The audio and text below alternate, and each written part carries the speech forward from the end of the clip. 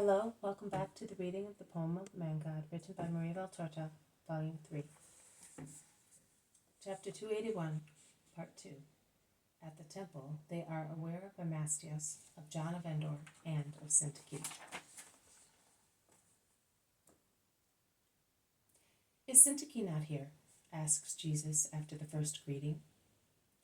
She is with Sarah, Marcella, and Naomi, laying the tables. But here they are coming. And they come, in fact, with old Esther of Johanna, two faces marked by age and by sorrow, between two serene faces, and the grave yet bright, peaceful face of the Greek girl, different by race and by something which distinguishes her. And I could not say that she is a real and true beauty, and yet her dark eyes softened by a nuance of very deep indigo, under a high and very noble forehead, are more impressive than her body, which is definitely more beautiful than her face. A slender but not meager body, which is well proportioned and has a graceful gait and carriage. But it is her expression that strikes one, an intelligent, frank, deep look which seems to inhale the whole world, selecting it, keeping what is useful, holy, good, and rejecting what is evil. A look which allows its very depths to be searched, and from which her soul looks out to scan those approaching her. If it is true that it is possible to know an individual through his eyes, I say that Syntyche is a woman with unerring judgment and firm, honest thoughts. She kneels also with the other women and waits to stand up until the Master tells her. Jesus proceeds along the green garden as far as the porch before the house, and then enters a hall where the servants are ready to serve refreshments and assist guests in the ablutions before meals. While all the women withdraw, Jesus remains with the apostles in the hall. And JohnofEndor and Ermasteus go to the house of Simon Zealot to leave the bags they are carrying. Is the young fellow who has gone with John, the one-eyed man, the Philistine, whom you have accepted? Asked Joseph. Yes, Joseph. How do you know? Master, Nicodemus and I have been wondering for some days how we know and how, unfortunately, the others of the temple know about it. The fact is that we do know. Before the tabernacles, in the meeting, which is always held before such festivities, some Pharisees said that they knew for certain that among your disciples, beside, Lazarus, known and unknown prostitutes and publicans, Matthew of Alphaeus, and former galley slaves, there were an uncircumcised Philistine and a heathen girl. With regard to the heathen girl, who is certainly Syntyche, one can understand how it became known, or at least guess so. The Roman made a great fuss about her, and he became the laughingstock of his people and of the Jews, also because he searched for his runaway everywhere, complaining and threatening, and he even troubled Herod, saying she was hiding in Joanna's house, and that the tetrarch should order his steward to hand her back to her master.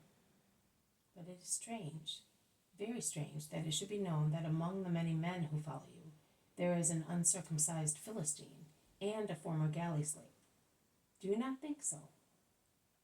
It is, and it is not strange. I will provide for Syntyche and the former galley slave. Yes, do. Above all, you ought to send John away. Your group of apostles is not a place for him. Joseph, have you perhaps become a Pharisee? Asks Jesus severely.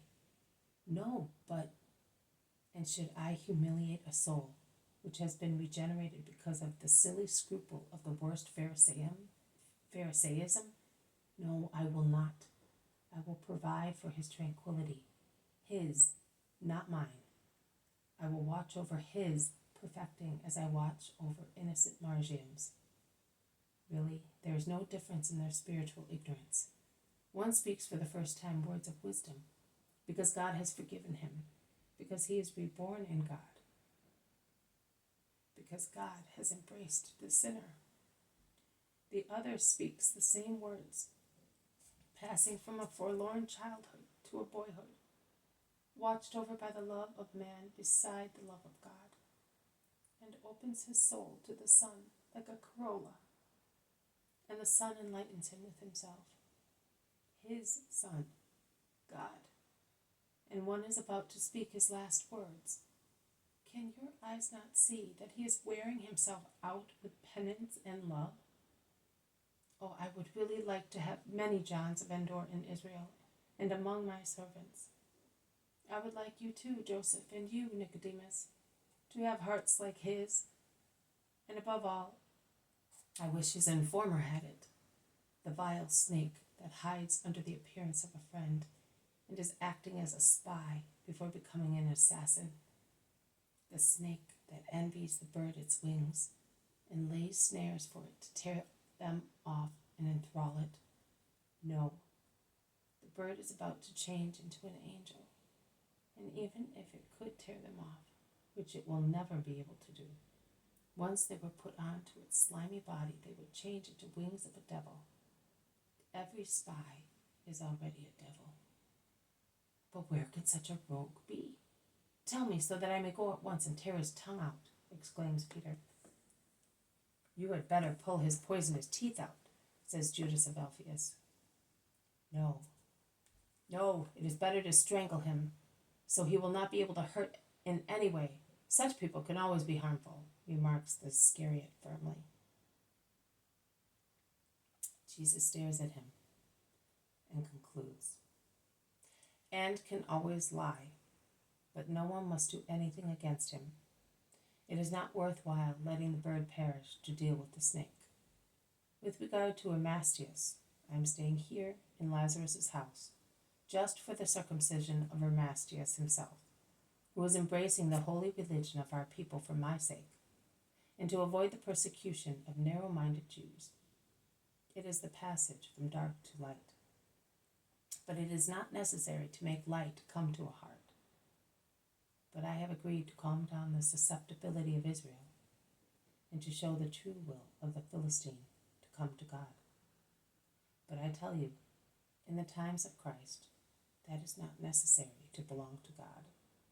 Will, love, and a righteous conscience are sufficient. And how can we circumcise the Greek woman? In which part of her spirit, if she was able to perceive God better than many people in Israel? It is true that among the people present, many are in darkness, as compared to those who are despised by you for being in darkness. In any case, both the informer and you, members of the Sanhedrin, can tell the people concerned that the scandal has been removed as from today. With regard to whom? To all three? No, Judas of Simon. With regard to Ermasteus. I will see to the other two. Have you anything else to ask me? No, Master. Neither have I anything else to tell you. But I ask you to tell me, if you know, what has happened to Syntyche's master. Pilate shipped him back to Italy by the first boat available, to avoid having trouble with Herod and the Jews in general. Pilate is in a tight corner at present and has enough worries, says Nicodemus. Is the news certain? I could check on it if you wish so, Master, says Lazarus. Yes, do so, and then let me know the true situation. But in my house, Syntyche is safe just the same. I know. Israel also protects a slave who has run away from a foreign, cruel master. But I want to know. And I would like to know who is the spy, the informer, the pretty spy of the Pharisees. And I want to know, and this can be found out, who are the denouncing Pharisees. Let us have the names of the Pharisees and of their towns. I mean of the Pharisees who have done the lovely work of informing, following the betrayal of one of us, because we old and new disciples are the only ones to know things. A fine piece of work indeed it was to inform the Sanhedrin of the deeds of the Master, which are thoroughly honest. And who says or thinks the contrary is a devil. And that is enough, Simon of Jonah. It is an order, and I obey, even if the veins of my heart should burst because of the effort. In the meantime, the beauty of the day has gone. No, why? Has anything changed among us? So, My Simon, come here beside me, and let us talk of what is good. They have come to tell us that dinner is ready, Master, says Lazarus. Let us go then. This has been a reading from the poem of the Man God, written by Marie Valtorta, Volume 3, Chapter 281, Part 2. At the temple, they are aware of Ermasteus, of JohnofEndor, and of Syntyche. Thank you for listening. I will see you tomorrow. May God bless you, and may peace be with you.